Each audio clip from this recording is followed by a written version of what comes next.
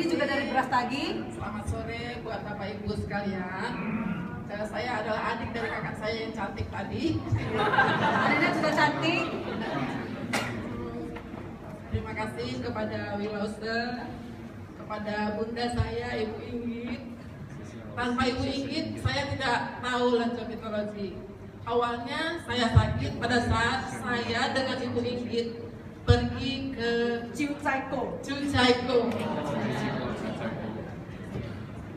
Di sana kami berada di ketinggian sekitar 2.800 ya Bu, 2.800 lebih. Jadi pada saat itu saya rasakan saya tidak bisa bernapas sama sekali, dan pada saat itu saya rasakan ada seperti segenggam batu mengganjal di ulu hati saya. Dan pada saat itu saya merasa inilah akhir hidup saya, karena saya tidak bisa lagi melangkahkan kaki saya. Bahkan saya dipenuhi oleh ketakutan. Dan begitu kami turun dari pegunungan dan masuk ke bis, begitu turun dari bis, kata AI yang sebelah saya, "Ayo Ibu, kita ke dalam."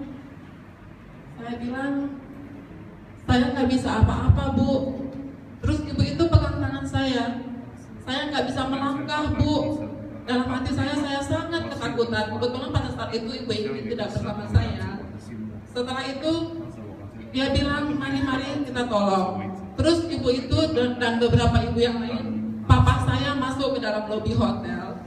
Dan sesampai di lobi hotel ada kursi. Saya tidak bisa meraih kursi itu lagi. Saya langsung terjatuh di samping kursi itu dan saya tidak bisa merasakan apa-apa lagi. Setelah itu teman-teman saya bilang sama ibu ya kemarin, bilang sama Ibu Inggit, dan Ibu Inggit langsung lapor ke BH Hotel dan manggil dokter yang di hotel. Terus saya dibawa ke ruangan UGD ya Bu. Terus di situ saya diperiksa, tensi saya katanya hanya 40. Terus saya harus dibawa ke rumah sakit terdekat, kalau tidak katanya saya bisa berbahaya.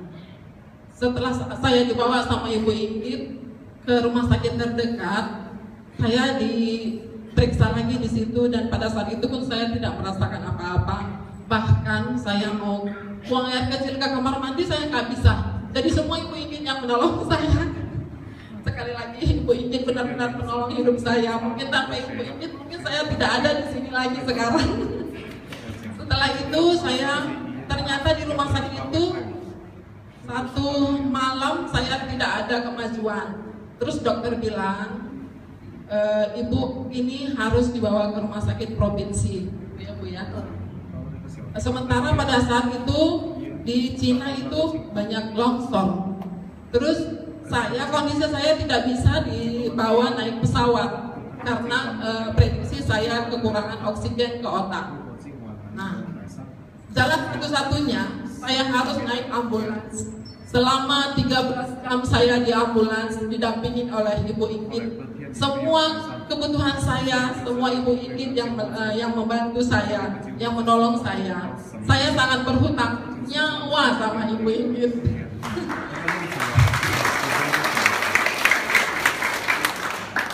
Keluarga saya dengan terima telepon dari Ibu Inggit, semua sudah nangis, termasuk suami saya tersayang. Tapi berkat pertolongan Ibu Inggit, saya juga di perjalanan terus diterapi. Saya merasa enakan.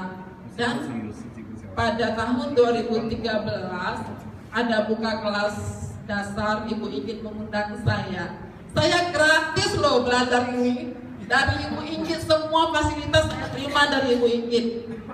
Maka itu saya sama Ibu Inggit, termasuk seluruh keluarga saya, benar-benar kesehatan saya sekarang ini semua berkat pertolongan Ibu Inggit. Saya di rumah setiap hari saya meditasi, dan setiap hari Ibu Inggit bilang kalau ada waktu Ibu boleh melakukan aktivitas apa saja sambil pegang perut Ibu, karena semua reproduksi adanya di perut. Jadi saya setiap hari, setiap mau tidur saya tetap pegang perut saya. Dan saya tidak pernah namanya masuk angin, tidak pernah buang-buang air, itu tidak pernah saya rasakan. Karena dengan selesai meditasi, sebelum tidur itu saya selalu pegang perut saya. Kalau tidak dengan tangan satu, dengan tangan dua. Jadi saya bisa sambil baca sambil pegang perut. Jadi saya agak enakan begitu. Jadi semua keluarga saya juga, anak-anak saya juga terapi. Kadang anak saya masih kecil, dia tidak mau terapi. Saya terapi pada saat tidur seperti tadi yang Bapak katakan, saya terapi lagi tidur. Karena anak-anak kadang susah untuk diterapi. Jadi sekarang Bapak Ibu, saya benar-benar merasakan bahwa apa yang saya dapatkan dari longevitology benar-benar menolong dalam kesembuhan sakit saya. Saya juga sudah berobat setelah pulang dari Cina itu, saya juga sudah berobat ke Bandung. Saya juga sudah pernah ikut kakak saya ke Penang. Tapi yang paling menolong saya adalah longevitology. Terima kasih buat Bapak Ibu semuanya. Sekali lagi terima kasih buat Ibu Ingrid. Saya sampai terharu. Menangis bukan karena sedih tapi karena bahagia. Tahu Ibu ini, kita di Cuceko itu mau jalan-jalan. Saya udah pertama kali diajak pergi oleh supplier saya, dan saya merasa wow, begitu bagusnya pemandangan di sana. Dan waktu saya di sana itu saya tinggal di Sheraton. Waktu pulang saya kasih tahu sama teman-teman, waduh, kalau ke Cuceko tuh mestinya tinggal di Cucai Tientang, baru bagus. Ya saya ngajarlah langganan-langganan saya semua, ngajarlah ke Cuceko. Jadi memang sekali itu saya ke Cuceko, saya nginapnya di Cucai Tientang. Saya minta sama travel, udah kita nginapnya di Cucai Tientang aja. Lebih mahal loh Bu, kita harus bayar berapa tambah berapa. Nggak apa-apa, saya kepingin tinggal di sana. Ibu Nisa, kita tinggal di rumah sakit. Ada satu lagi pengalaman saya yang sangat unik, mungkin di luar dari dugaan kita semua. Saya kan bolak-balik Brastagi Medan. Pernah sekali saya menghargai waktu dan saya sangat tidak mau terlambat. Jadi saya pikir saya berangkat yang kelas dasar kemarin masuk jam 5 ya Bu. Jadi kalau saya berangkat dari Brastagi jam 2:30 sudah pasti terlambat. Karena banyak macet, lewat gunung, semua pasti dipertimbangkan, pasti terlambat. Dan saya sangat tidak mau terlambat. Pada saat 5 menit saya di bis, saya merasakan bagaimana ya, pas saya pasti terlambat. Dan setelah 5 menit itu, saya meditasi di bis itu. Dalam hati saya mau meditasi dan saya nanti sampai di namanya itu ada Sembahe, di situ ada jembatan. Itu sudah saya bayangkan 1 jam sebelum sampai di Sembahe itu. Kalau saya nanti jam sekian sampai di Sembahe, itu pasti tidak terlambat karena tidak ada lagi macet di jalan. Itu sudah aman. Dan begitu saya mulai meditasi, saya tidak sadar berapa menit saya sudah meditasi. Dan begitu saya buka mata tiba-tiba sampai di jembatan itu. Luar biasa, saya kaget setengah mati. Kenapa bisa saya sampai di jembatan ini dengan meditasi? Saya nggak tahu bagaimana ke supir bawa mobil, nggak tahu. Saya tiba-tiba sampai saja di jembatan itu. Dan saya tidak terlambat. Ternyata pikiran itu luar biasa. Jadi pikiran kita itu sangat mengontrol diri kita. Karena kita harus hati-hati dengan pikiran kita. What you think is what you get. Apa yang kamu pikirkan itu yang kamu dapatkan. Jadi balik lagi ke cerita kita, saya kepingin sekali nginap tuh di Cucai Tientang. Terakhir saya nginap di rumah sakit. Dan satu hari lagi itu saya di ambulans. Saya juga bingung. Saya bilang sama mereka ini, saya mau berangkat lagi ke Cucai Tientang. Tanya mereka, nggak ada lagi yang mau pergi ke Cuceko. Mau berangkat ke Cuceko dikasih gratis pun nggak ada lagi yang mau berangkat. Semua ketakutan. Satu tur itu semua ketakutan. Semua nangis. Semua ini saya bawa naik ambulans karena menurut dokter tidak bilang apa. Dokter cuma bilang ini harus segera dibawa ke Sichuan. Jadi saya tanya sama susternya, oke lah kalau begitu kita besok langsung cari tiket, kita naik pesawat ke Sichuan. Kata suster, tidak bisa. Ini pasien tidak mungkin lagi naik pesawat. Karena bandara itu adalah di ketinggian 3.950. Sekarang kita di ketinggian 1.900. Beliau pun belum bagus, oksigennya masih belum bagus sekali. Masih belum bagus lah, masih tetap kekurangan oksigen otaknya. Jadi bagaimana saya bilang, begini aja, kamu pakai ambulans dari rumah sakit, itu yang paling aman. Oke, saya pakai. Ada nggak yang ikut? Itu penting Pak.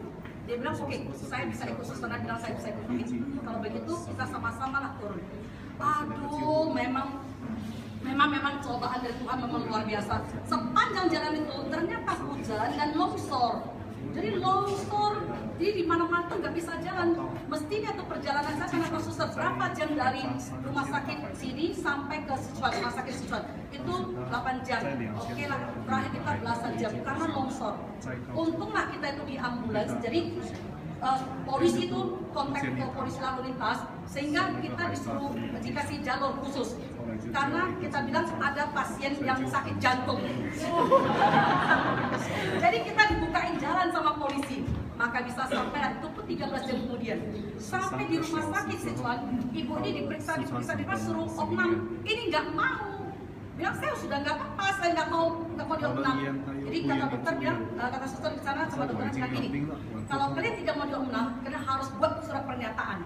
Oke lah, kata beliau, tekan aja kita. Oke, kita tekan dan kita berdua balik check in hotel dan kita bersenang-senang berdua sampai tunggu rombongan balik ke Sichuan. Kita tiap hari jalan-jalan, makan, tidak ada masalah lagi. Itulah perjalanan kita yang luar biasa.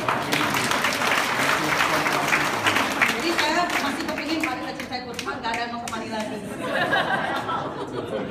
Oke, terima kasih.